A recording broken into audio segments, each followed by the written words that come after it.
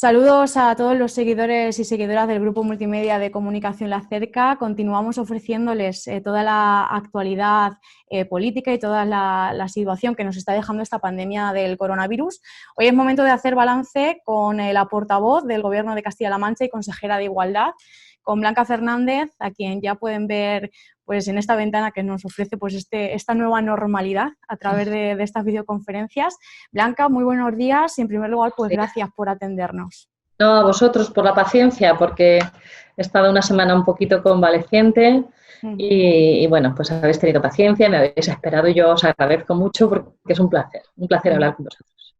Bueno, en primer lugar, no sé cómo han llevado estos meses, esta situación tan complicada, pues desde el punto de vista de la toma de decisiones en unos momentos pues, que nunca antes habíamos vivido. Hombre, ha sido una situación inédita y muy dura, ¿no? Porque, claro, es un drama ver cómo mueren todos los días compatriotas tuyos, ¿verdad? Y tener la responsabilidad de la sanidad, de la gestión de la sanidad en Castilla-La Mancha, donde ha azotado muy duramente, junto con Madrid y Castilla y León, posiblemente los tres territorios de toda España donde más duramente ha azotado, pues imagínese, ha sido muy duro, muy dramático, muy difícil, porque primero no estábamos preparados, yo creo que ningún país, para una pandemia, porque hacía más de 100 años que Europa no vivía una pandemia. Segundo, porque es un virus, lógicamente, que no conocíamos y no sabíamos. Nos venían los golpes, digamos, por todos los sitios, ¿no? Tercero, porque, claro, al saturarse el mercado de materiales sanitarios a nivel mundial, ha sido una auténtica lucha salvaje, brutal, con todo tipo de zancadillas y de problemas y de poder comprar mascarillas, poder comprar cualquier tipo de material de protección, respiradores, todo ha sido una auténtica odisea. Y desde el gobierno, cuando no quieres escatimar, ¿no?, en nada, y no quieres que falte nada, y ves la incapacidad de llegar a donde hay que llegar, a todo, ¿no? A haber podido llevar la última mascarilla al último rincón de Castilla-La Mancha y saber que tenías que priorizar tus hospitales, que tenías que priorizar dentro de los hospitales las plantas COVID, porque era una batalla campal, comprar material sanitario. Una anécdota que contaba en una entrevista que leí la consejera de Castilla y León, que retrata muy bien la situación que hemos vivido todos, era que tenían encargado un avión y que llegaron unos americanos con maletines de millones de dólares y les birlaron el avión. Perdonadme la expresión coloquial, ¿no? Pues eso es lo que hemos sufrido nosotros y ha sido dramático, la verdad. A nivel emocional, imagino que también momentos muy complicados. A usted la hemos visto en algunas ruedas de prensa pues, manifestar pues, su emoción, tristeza por todas esas víctimas que hemos perdido y que nos está dejando esta pandemia. Es muy duro para toda la sociedad. Yo creo que sería muy difícil encontrar una persona que no haya llorado estos días. Me vuelvo a emocionar, lo siento. Es muy difícil porque además sientes la responsabilidad encima de alguna manera, ¿no? Y en ese sentido, pues que decirle que cada persona duele. Sin conocerlas personalmente o conociéndolas personalmente, porque es verdad que algunos casos muy cercanos de diferentes miembros del gobierno ha habido, pues es el dolor que ha compartido la sociedad, lo ha compartido el gobierno. A veces se nos ve a los dirigentes políticos y posiblemente a veces es que nos lo merecemos que se nos vea así como robot, ¿no? Como con pocos sentimientos desde el punto de vista humano, pero bueno, somos personas, en lo bueno y en lo malo.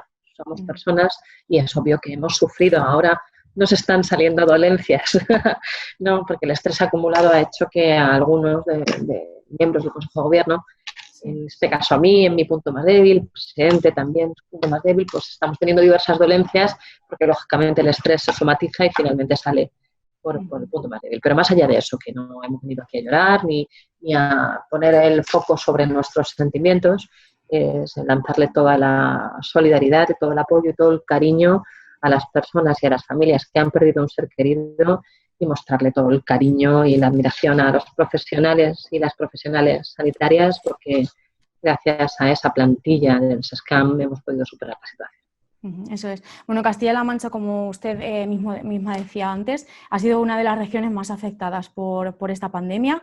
Se ha hablado de diversos factores, como esa cercanía con Madrid, una mayor parte de población envejecida, pero también por otro lado está la gestión que se ha realizado por parte del gobierno. Ha habido pues, muchas denuncias de los profesionales sanitarios, de hospitales saturados, de falta de material de protección, también en relación con la situación de las residencias. A modo de autocrítica, de balance de la gestión, ¿qué fallos ha habido durante estos meses? Pues es que yo creo que lo he dicho al principio, ¿no? Que no estábamos preparados para una pandemia, ni lo estábamos nosotros y, como se ha visto, no estaba ningún gobierno del mundo, ¿no? Porque las críticas de los profesionales sanitarios las ha habido en todas las comunidades autónomas y en todos los países. Y los fallecimientos, ya le digo, que son terribles en todos los sentidos. Castilla-La Mancha, por ejemplo, no decidió no derivar a residentes, ¿no? Personas mayores de residencias de ancianos, como si tuvo que hacer alguna comunidad autónoma, porque en una situación de estrés brutal, pues, ¿qué quiere que le diga? No quiero ni justificar ni criticar ninguna decisión porque hay que verse en la piel, ¿no? Es verdad que nosotros, si ojalá hubiéramos sabido y hubiéramos conocido la afección del COVID en noviembre, en octubre, y hubiéramos sabido la que se nos venía encima, hubiéramos podido estar pertrechados de PCRs, pertrechados de material sanitario, pero ha sido un sufrimiento. Imagínense contratar incluso a profesionales. Hemos contratado a 4.000, pero ha habido que hacer muchísimas más llamadas en las bolsas, hasta que ya agotamos las bolsas y prácticamente dijimos, vengan ustedes a trabajar, quien quiera que será contratado, ¿no? En ese sentido, nosotros hemos puesto todo lo que teníamos a la mano. Y lo que no, lo hemos buscado en los mercados internacionales. Ya le digo, en cuanto a materiales de protección, hemos comprado todo lo que hemos podido comprar. Es que no hemos escatimado. Hoy se conocía el dato que daba ayer el Ministerio de Hacienda. Hasta el mes de abril, las comunidades autónomas han acometido un gasto COVID en sanidad de 2.240 millones de euros. En Castilla-La Mancha, hasta ese mismo mes de abril, el Ministerio de Hacienda dice que han sido 352 millones los que ha gastado Castilla-La Mancha. Es el 16% de todo el gasto del conjunto de España. Y tenemos una población que es apenas el 4,4% de toda España. Imagínense, hemos triplicado, de alguna manera, si sirve de ejemplo, el esfuerzo que se supone que deberíamos haber hecho. ¿Por qué doy este ejemplo? Para que se sepa que desde el Gobierno de Castilla-La Mancha no se ha escatimado ni se ha sido cicatero en ningún momento, pero si no se han podido comprar mascarillas era porque no se vendían, porque no se producían, porque no había suficientes o porque llegaba sorpresivamente un gobierno y decía, estos respiradores para mí. Llegaba el gobierno de los Estados Unidos y a proveedores habituales de respiradores, antes de tener que recurrir a los respiradores turcos, dijo, no sirváis a ningún país que no sea Estados Unidos. Hemos estado en una situación inédita, absolutamente inédita, ¿no? Ojalá, tanto desde la política como desde la epidemiología, se hubiese conocido el virus y cómo iba a azotar, que lógicamente hubiéramos estado dotados de todos los materiales, de todos los medios, pero nadie podía preverlo, ¿no? Ni siquiera las personas que son expertas en epidemiología, que son aquellas personas, precisamente a estas personas, a quienes les debemos el poder haber superado, si es que la hemos superado, pero hasta ahora superado, ¿no? No sé si considera que el Gobierno central tardó mucho en reaccionar, viendo, por ejemplo, lo que ocurría en otros países como Italia, y tardó mucho en reaccionar y en anticiparse un poco a la situación, en informar a las comunidades autónomas del peligro que suponía esto. Yo creo que hubo un fallo de científico en el sentido de que no se conocía el virus, por tanto no es un fallo, no se puede tener una bola de cristal, ¿no? Porque es verdad que había un comité, no recuerdo el nombre, ¿no? Pero había ya una colaboración por parte del Ministerio y todas las comunidades autónomas antes de que se decretara el estado de alarma. Yo no sé si en el mes de enero o de febrero, pero ya se estableció ese sistema de coordinación para evaluar diariamente los casos COVID, las medidas que había que ir tomando, pero como que fue una bomba que estalló de golpe, ¿no? Es verdad que cuando toma la decisión España, no había tantos contagios como, por ejemplo, en Italia, cuando tomó la decisión en Italia, ¿no? Se tomó la decisión antes en España, antes no en el tiempo, sino antes teniendo en cuenta las dimensiones de los contagios, porque ya veíamos lo que estaba pasando en Italia. Si se hubieran tomado medidas antes, si se hubiera confinado antes el país, bueno, pues a lo mejor si se hubiera confinado una semana antes o 15 días antes, se hubieran evitado muchas muertes. Pero esto lo sabemos hoy. Por tanto, juzgar hoy con lo que sabemos hoy las decisiones de ayer es injusto, ¿no? En ese sentido, yo creo que el Gobierno de España se ha echado a su espalda la responsabilidad de decretar un estado de alarma, el más largo y el más intenso que ha vivido nuestro país, que ha tenido que asumir críticas, creo que injustificadas, honestamente, por prolongar ese estado de alarma hasta que no ha visto remitir la pandemia. A Pedro Sánchez le ha llamado de todo. Bueno, y a Emiliano García Paje también se le ha llamado de todo, ¿no? Pero en concreto a Pedro Sánchez se le ha insultado gravemente como si fuera un dictador que hubiera querido mantener una dictadura cuando la decisión se tomó para proteger la vida de las personas, ¿no? En ese sentido, yo creo que la gestión del estado de alarma ha sido correcta. ¿Ha habido fallos? Sí, ha habido fallos. Cuando el Ministerio decidió la compra centralizada del material de protección y nos dijo a las comunidades autónomas, no compren ustedes, que ya compro yo, y al poco tiempo se dio cuenta que no tenía capacidad y que el mercado estaba muy complicado, obviamente esto fue un fallo. ¿Pero se hizo desde la mala fe o se hizo desde que el problema nos sobrepasaba a todos? Pues el problema nos sobrepasó a todos y aún así yo creo que los gobernantes han dado todo lo que podían dar de sí. Todos, hablo en general, con los fallos y con los aciertos, en todos los sentidos, pero la gente se ha implicado y se ha dejado la piel y yo creo que en definitiva con eso es con lo que nos tenemos que quedar, con eso y evaluar muy bien los fallos para que no nos vuelva a pasar. Eso es. Bueno, durante estos meses también pues, se ha visto latente esa tensión entre comunidades autónomas, con el Gobierno central. También hemos visto una falta de coordinación y caos también en las cifras en estos últimos meses y también en las compras conjuntas de material, como usted ya se refería. No sé si considera necesario, después de toda esta situación, llevar a cabo a nivel nacional un debate sobre la centralización de la sanidad, o más bien debería de ser sobre la coordinación de los servicios de salud regionales. Yo creo que hay que hacer un debate sobre la sostenibilidad de la sanidad y cómo financiarla correctamente, ateniéndonos en cada territorio a la realidad social, económica, geográfica, demográfica. Este es un debate serio que tiene que hacer el país. Yo entiendo que no, yo soy contraria a esa posición, porque entiendo que las comunidades autónomas están más cerca de los problemas, están más cerca de los ciudadanos y en ese sentido se gestiona mejor la sanidad y se adapta mejor a las necesidades reales ciudadanas. Dicho esto, obviamente que mejoras que me parecen correctas, ¿no? Como establecer un sistema, una agencia, me parece que la van a llamar agencia, o se está hablando de eso, Ana Pastor y el ministro Illa han hablado de esto, ¿no? De una agencia de control epidemiológico o una agencia de salud pública, que lógicamente parece que es una de las conclusiones razonables, ¿no? De esta pandemia y de la gestión de futuras situaciones similares, o aunque no las haya, nunca viene mal, ¿no? Ahora, el caos yo no le compro el mensaje a nadie del caos de las cifras y les lo voy a explicar. En España, el Gobierno de España, las cifras que da y que hace públicas, se las damos las comunidades autónomas.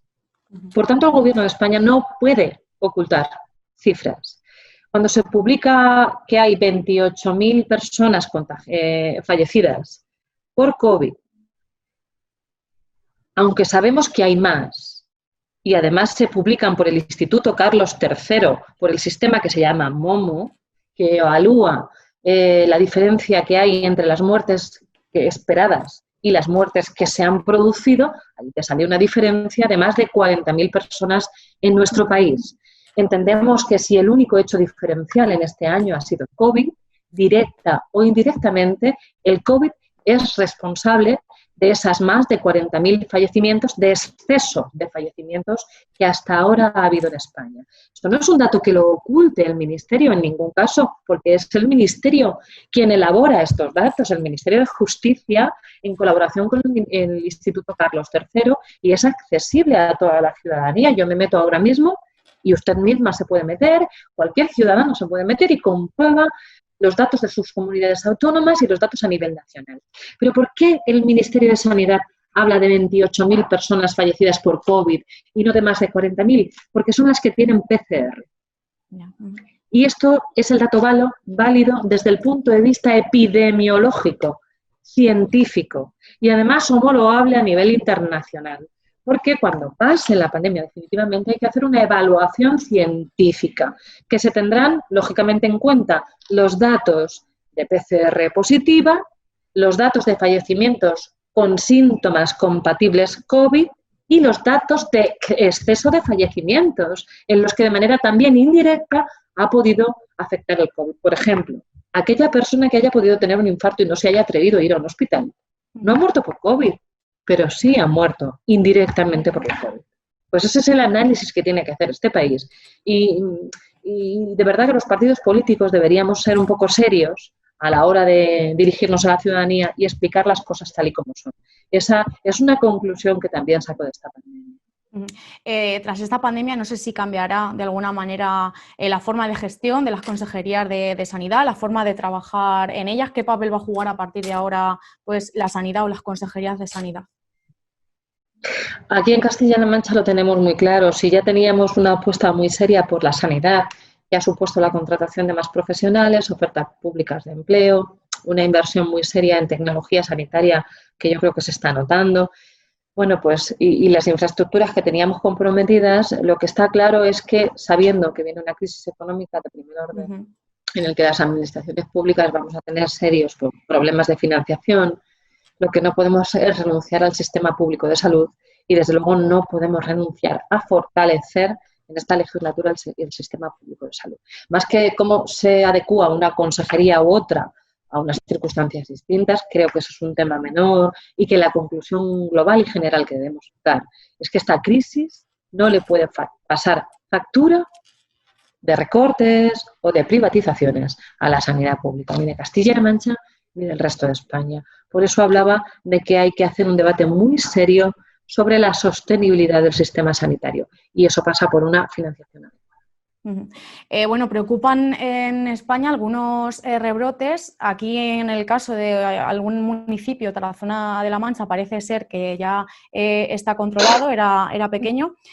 ¿Cuál sería la forma de actuar que plantea el Gobierno de Castilla-La Mancha pues, ante posibles rebrotes preocupantes aquí? En regiones como Murcia, por ejemplo, pues se plantean el confinamiento de municipios. Sí, ya lo dijo el otro día el consejero de Sanidad. Esa sería la fórmula razonable. Bueno, en un caso de un brote serio, porque usted ha hecho alusión al brote, que yo no lo llamaría así, pero es el nombre que se le ha puesto de Tarazona de la Mancha. Es una familia, 5 personas que conviven y tienen mucho contacto, que se han contagiado, pero no han provocado un rebrote en la población. No haría falta en ningún caso tomar una medida en Tarazona. La medida es, confínense ustedes y los 14 contactos que han tenido y se corta radicalmente la expansión del virus. Y es que en ese sentido, en los equipos de rastreadoras, y hablo en femenino porque fundamentalmente son enfermeras, están funcionando maravillosamente. El 95% de las PCRs que se hacen ahora los hacen los equipos de rastreo. El 95% en atención primaria. Y es una manera muy eficaz de ir cortando, ¿no? En el momento que una persona note un síntoma ya sabemos todos los síntomas del COVID, lo sabemos de sobra, no hace falta ni siquiera tener fiebre, ¿no?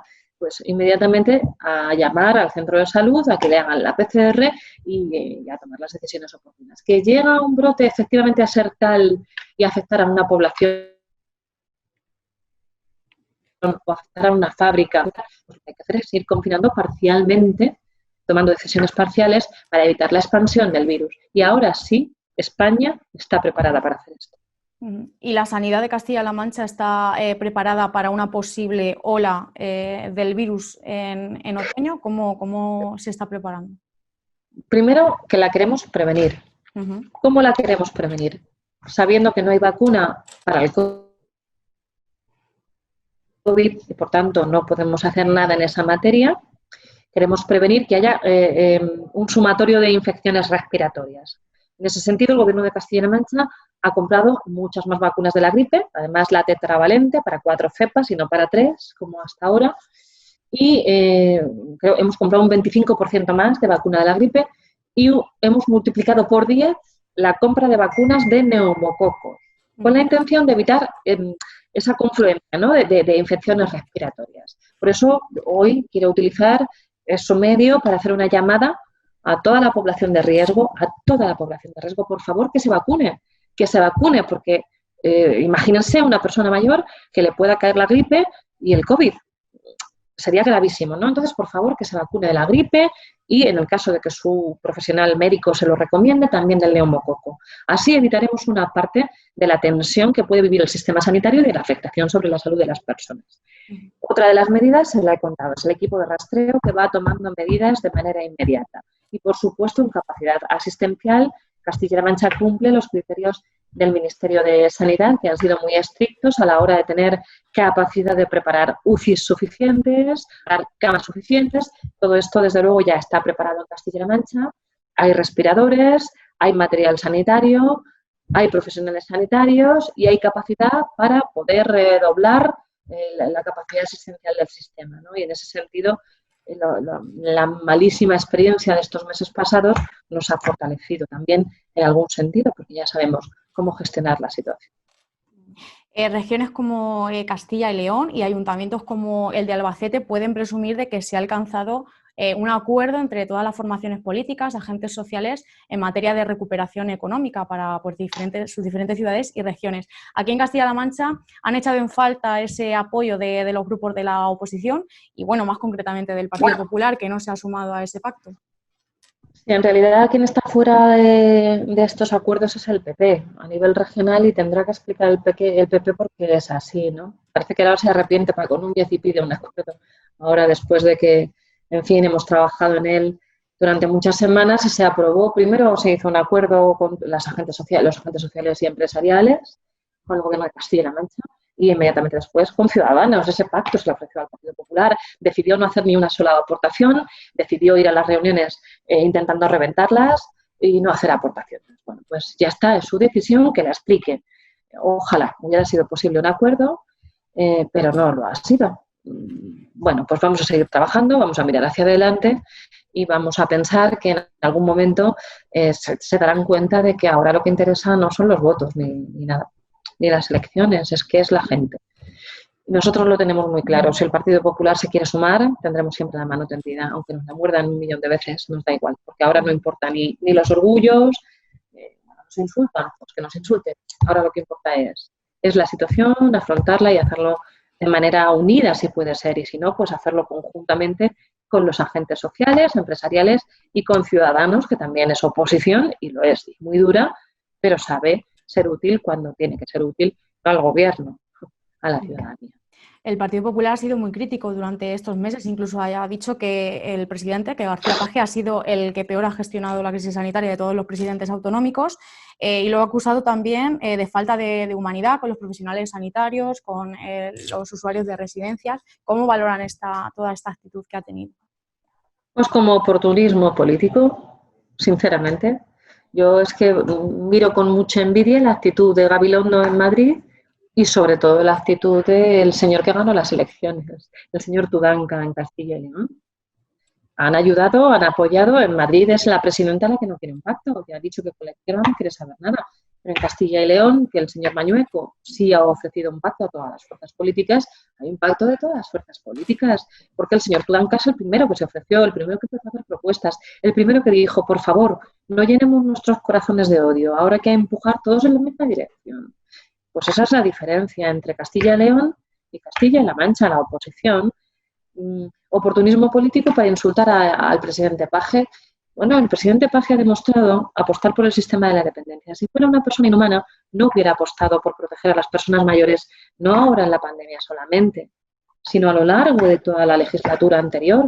Hemos incrementado el sistema de la dependencia de manera muy notable. Hemos apostado por la sanidad, invertido en la sanidad, es que de manera muy notable. Claro, los que pretendieron vender la sanidad y privatizar los hospitales, que ahora salgan como defensores de los hospitales que intentaron vender y privatizar y de los profesionales sanitarios que despidieron y de la tecnología que no compraron, pues oiga usted, arrepentidos los quiere el Señor, si se me permite la ironía, pero no han hecho acto de constricción. Yo creo que el Partido Popular no puede ser tan oportunista y de verdad que han puesto palos en la rueda en un momento, mire, que nos critiquen ahora. Que nos critiquen ahora que las UCIs no están llenas, ni los hospitales están llenos. Ahora que nos critiquen, ahora que nos pasen la factura, que quieran. Pero en esos momentos y en esos días, me parece que fue terrible, una decisión terrible del Partido Popular, que yo creo que con perspectiva la ciudadanía va a saber ver y saber quién con los hechos ha actuado siempre y quién con el verbo ha ofendido siempre.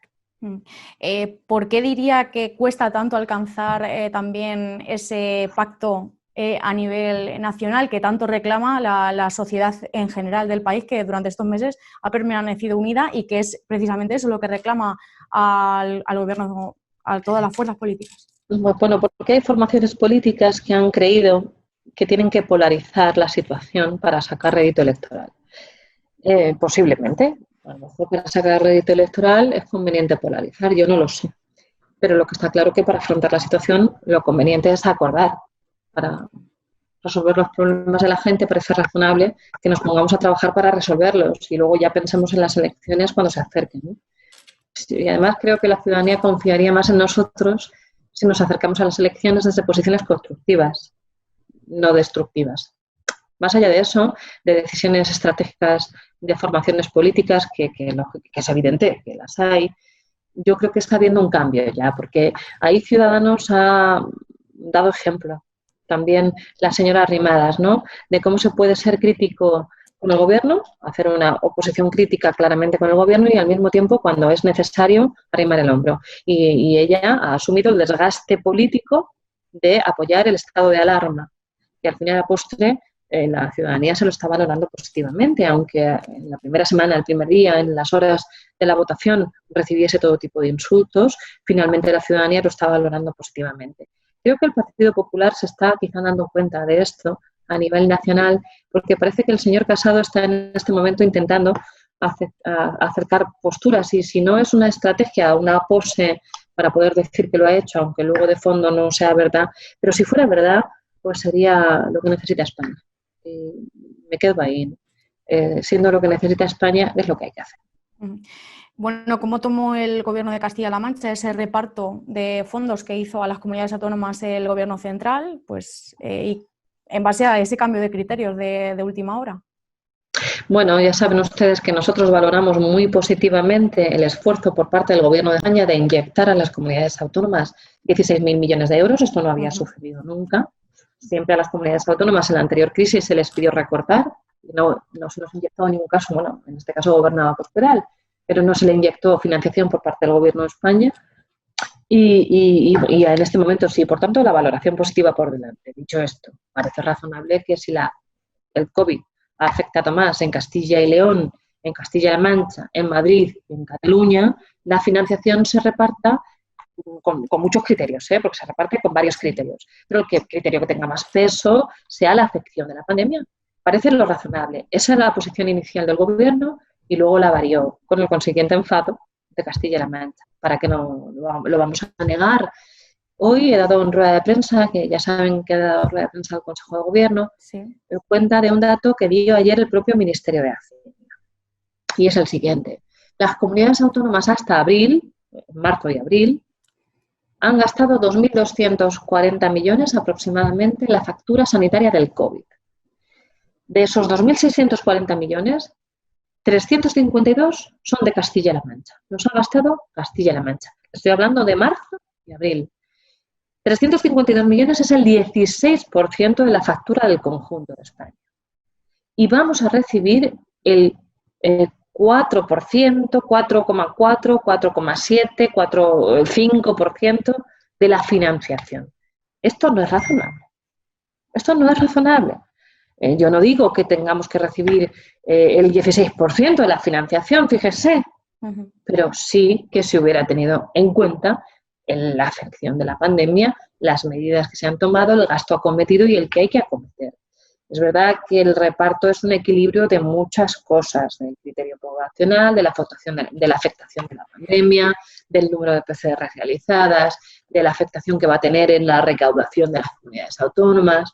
Es un reparto que se va a hacer en base a muchos criterios, ¿no? Pero reducir el peso de la afectación de la pandemia y subir el peso poblacional, pues está muy bien para Andalucía y Valencia, muy bien, que tienen muchos millones de habitantes, pero es que no han tenido la afección de la pandemia que ha tenido Madrid, Cataluña, Castilla y León o Castilla-La Mancha, y eso no es justo, no es justo y por eso lo decimos, porque es nuestra obligación defender los intereses de Castilla-La Mancha, ¿no?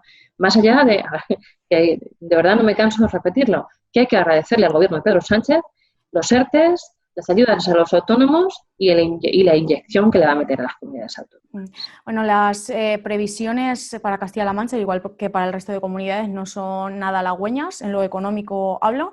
Aquí en Castilla-La Mancha diversos estudios pues, prevén una caída del PIB sobre el 6-9% y también una caída enorme de puestos de trabajo de más de 20.000, incluso afirman algunos informes. ¿Cómo afronta el Gobierno de Castilla-La Mancha esta nueva situación económica que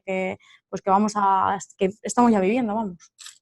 Bueno, las afrontamos con pactos, con acuerdos, como ya hemos hablado, con medidas concretas como, por ejemplo, esos 80 millones de euros destinados a ayudar a los autónomos, con ayudas directas que van a empezar a pagarse la semana que viene a todos los autónomos que cumplían los requisitos, ¿no? Que son la inmensa mayoría. Es una medida inédita. En España no ha habido ninguna medida que sea similar de ninguna comunidad autónoma ni de ninguna administración. Así lo afrontamos, ¿no? Haciendo todo el esfuerzo posible, sabiendo que ese dinero lo tenemos que quitar de otros sitios. También hay que decirlo, ¿eh? Pero claro, hay que intentar ayudar a sostener la situación económica de miles y miles de personas que son al mismo tiempo el tejido productivo de Castilla-La Mancha. Y nos vamos a dejar la piel, nos estamos dejando la piel.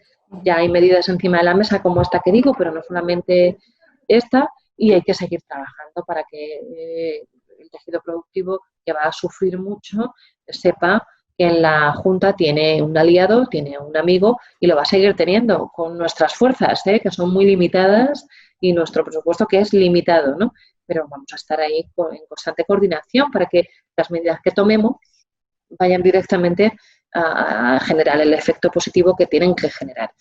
De todas formas, los estudios y las previsiones, que son negativas porque lo tienen que ser, porque sabemos que la crisis va a ser muy dura, van a ir matizándose conforme vayamos viendo si finalmente el acuerdo, que a mí me parece muy importante, que han acometido el Gobierno de España y los agentes sociales y los empresarios en materia de ERTEs, finalmente ha sido acertada o no, ¿no? Porque ya saben ustedes que había una discusión ahí del modelo de ERTEs que había que seguir financiando. Al final han alcanzado un acuerdo, me parece que han hecho un esfuerzo todas las partes y bueno, vamos a ver si se ha acertado, ¿no? Porque si se ha acertado ahí, esto puede ser muy importante, ¿no? No es lo mismo tomar una decisión de que los ERTEs continúen durante una serie de meses, más allá del estado de alarma, y además hacerlo con bisturí en los sectores más afectados, intentando apoyar a aquellas empresas que van abriendo y van dándole empleo a su gente y les vamos apoyando con determinadas bonificaciones. Ese bisturí va a ser muy importante porque quien tiene en realidad la capacidad para poder hacerlo es el Gobierno de España, en un contexto y en un momento que Europa tiene mucho que decir. Si Europa hace bien la tarea, si Europa hace bien las cosas, esta crisis va a ser dura. Podría ser muchísimo más dura, que la de 2008, muchísimo más, porque un parón de la economía, como hemos vivido en el mundo ahora, no lo hemos vivido nunca, pero si Europa hace bien las cosas, se puede amortiguar bastante. Y yo confío muchísimo en la sociedad y en el tejido productivo de nuestro país y, desde luego, en el de Castilla-La Mancha. Bueno, también están ya trabajando en ese presupuesto del 2021 que se va a adaptar a la nueva realidad. ¿Bajo qué ejes va a girar? ¿Qué va a primar más que otras cosas en esos presupuestos? Yo creo que ya se sabe, ¿no? Ya lo hemos dicho, por supuesto, el sostenimiento de los servicios públicos y un lugar muy prevalente la sanidad, pero ese es nuestro modelo, ¿eh? Tampoco es que vayamos ahora a descubrir la pólvora, si se me permite la expresión, pero vamos a seguir apostando muy fuertemente por la sanidad, lógicamente, y también por el tejido productivo, por seguir, como le decía, aplicar el rayo láser, sabiendo que nuestros recursos son muy, muy limitados, no podemos prometer lo que no tenemos. Tenemos que inyectar lo que tenemos realmente y en ese sentido hay que inyectar el rayo láser con las políticas activas de empleo, con las ayudas a las empresas, con la política agraria, con la política de internacionalización de nuestras producciones. Hay que, pues eso, ser muy finos, estar muy en coordinación permanentemente con los agentes sociales y con el mundo empresarial y, bueno, pues eso, trabajar 24 horas al día para no dejar a nadie en la cuneta, porque parece que tenemos que aprender algunas cosas de la pasada crisis, y es que no puede ser que tantas miles y miles y miles de personas tengan que sufrir la pobreza más extrema, ¿no? Y en ese sentido, el ingreso mínimo vital es una inyección para decenas de miles de familias en Castilla-La Mancha, que también efectos presupuestarios va a tener efectos aliviadores en el presupuesto de Castilla-La Mancha y de todas las comunidades autónomas. Como consejera de Igualdad también, ¿cómo valora el trabajo que se ha estado realizando durante estos meses de pandemia, pues que se ha ido atendiendo a todas esas mujeres que lo han necesitado en los diferentes recursos? que disponen. Bueno, la valoración quizá me la tengan que hacer fuera. Yo no valorarme a mí misma, yo le digo lo que hemos hecho. Claro, lo que hemos hecho es decirle a la red de recursos de centros de la mujer, ¿no?, que no podían prestar presencialmente, especialmente durante la etapa más dura del confinamiento, sus servicios, pues que estuvieran al teléfono, que estuvieran atentas, que atendieran a todas las mujeres, porque especialmente no queríamos dejar a ninguna víctima de violencia de género en la cuneta, ¿no? En ese sentido, pues mire, las profesionales de los recursos de acogida, no, se me pone la piel de gallina. Es que no tengo palabras. Es que no ha habido prácticamente bajas.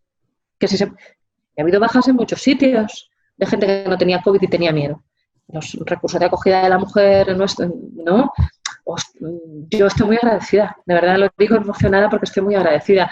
Y es verdad que tuvimos que poner en marcha un recurso extraordinario porque no llegábamos con los que teníamos, que hemos tomado la decisión de prolongarlo en el tiempo y de duplicar las plazas y que lo hemos llenado y que vamos a mantener ese recurso porque es así. Y la pandemia también ha tenido ese efecto. Muchas mujeres han tenido la gota que colmaba el vaso, ¿no?, en el confinamiento, porque esa presión de estar 24 horas con tu maltratador, sufriendo miedo, sufriendo tensión, sufriendo insultos o sufriendo palizas, ha hecho que muchas mujeres haya actuado como un catalizador y en el confinamiento hayan tomado la decisión, hayan salido de sus casas y a eso hemos tenido que dar la respuesta, ¿no? Y vamos a seguir dándosela porque lo que tenemos claro es que podemos dejar de hacer florituras, pero lo que no podemos dejar de hacer es atender a una mujer y a sus hijas y a sus hijos que tienen que salir huyendo de su casa porque corre serio peligro su vida. Bueno, antes de finalizar, seguimos luchando en todo el mundo prácticamente contra el virus, contra el coronavirus, pero aquí en Castilla-La Mancha también, bueno, y en otras zonas del país. En verano, pues luchamos contra esa prevención de los fuegos con ese plan Infocamp que ya hace unas semanas puso en marcha el Gobierno de Castilla-La Mancha. Bueno, así brevemente, pues, ¿qué es lo que pretende? Y sobre todo, pues, en prevención de incendios en la región. Bueno, ya saben ustedes que GEACAM es la empresa que desde luego creo que ha demostrado, en este momento ha demostrado que sí era imprescindible. Fíjese que GEACAM en la época de Cospedal estuvo a punto de desaparecer directamente, ¿no? Y ha demostrado saber adaptarse a las circunstancias y hemos tenido equipos especializados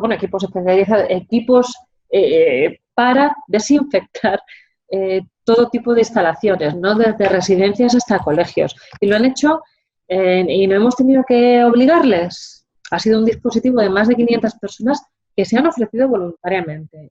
¿Qué quiere que le diga? Tenemos un ejército en Castilla-La Mancha, nuestro propio ejército, del bueno, ¿no?, del que no tiene que coger un arma y sí coge una pistola de desinfección o una manguera cuando hace falta.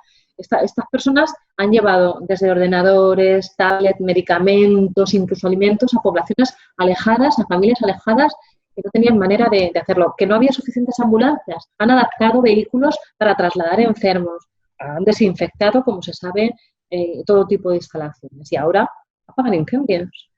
Bueno, yo creo que hay que estar orgullosos de GEACAM, hay que apostar por la prevención se hace más durante el invierno y ahora lo que se ha puesto en marcha como todos los años es el dispositivo de Infocamp, que tiene algún elemento más de excavadoras y alguna cuestión más de maquinaria pesada este año, pero bueno, lo que quieren que le diga es que estamos en las mejores manos. Esa es la conclusión de esta pandemia en GEACAM, ha sido que Castilla-La Mancha está en las mejores manos. Blanca Fernández, un último mensaje a la ciudadanía castellano-manchega que nos esté viendo, pues sí que esté viviendo pues estos momentos tan complicados.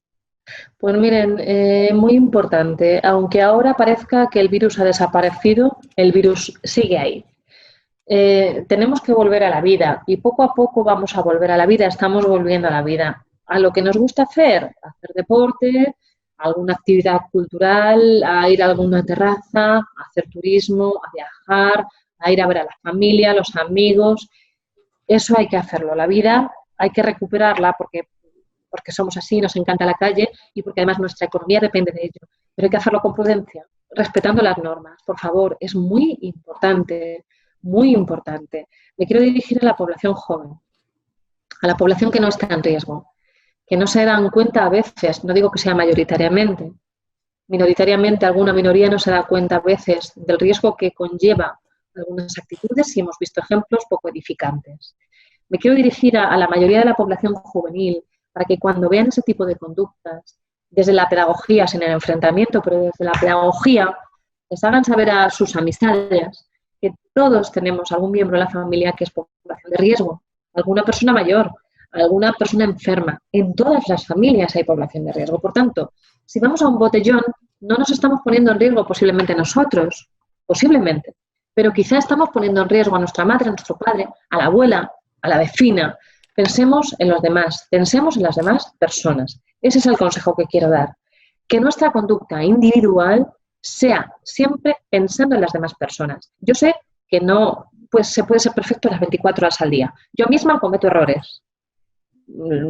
Y todas las personas vamos a cometer errores, pero intentemos tener permanentemente siempre presente que el virus no se ha ido y que hay que proteger a la población más vulnerable, que son nuestros abuelos y nuestras abuelas, que son las personas que se han dejado la piel y la vida por darnos todo lo que tenemos hoy. Y eso es muy importante. Pues Blanca Fernández, portavoz del Gobierno de Castilla-La Mancha y consejera de Igualdad. De nuevo le doy las gracias por habernos atendido, por haber estado con nosotros. En absoluto, de verdad, gracias a ustedes. Gracias a los medios de comunicación que han hecho una labor muy buena. A mí a veces me han breado, perdónenme la expresión, más de 1000 preguntas en las ruedas de prensa que dimos a lo largo de la pandemia. Era lógico y ustedes han hecho una magnífica labor. Ejemplarizan ustedes lo que han hecho, ¿no? Todos los medios de comunicación de Castilla-La Mancha, nos estamos muy agradecidos.